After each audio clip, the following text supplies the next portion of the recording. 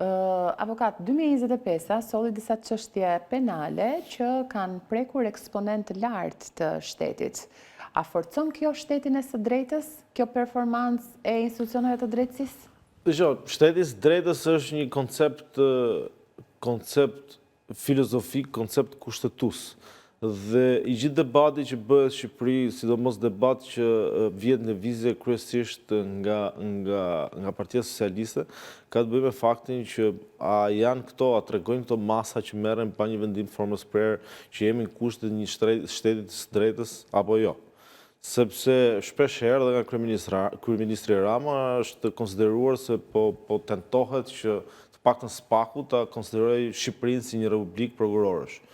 Por fakti që rrjedhin sidomos në media njësër vendime, gjykatash, masë sigurie ku dalin fakte të ndryshme nga këto çështje tregojnë që problemi realisht nuk është drejtësia, por është tek politika. Po të referohemi të gjitha atyre fakteve penale për të cilën dyshohen apo është ngritur dhe akuzë për politikanë të nivelit lartë, tregojnë që politika në Shqipëri nuk është një politikë kaq e pastër sa që jemi kusht të një republike prokurorësh që po merr masa pa drejt kundrejt tyre.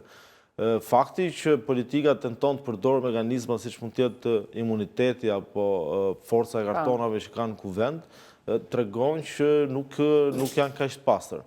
Por po ashtu duhet kemi parasysh dhe diçka, sepse mazhoranca sot ka një shumicë cilësuar në kuvend, dhe nëse realisht do ishim kusht të një padrejtësie të madhe që po i bëhet nga prokuroria apo nga gjykata, kanë gjithë mundësinë që të ndryshojnë një pjesë ligje, pra nuk kanë mundësinë të ndryshojnë kushtetutën pa pëlqimin e opozitës, por një pjesë ligjeve edhe ligjet posaçme kanë mundësinë sepse i bëjnë më shumë se 84 vota.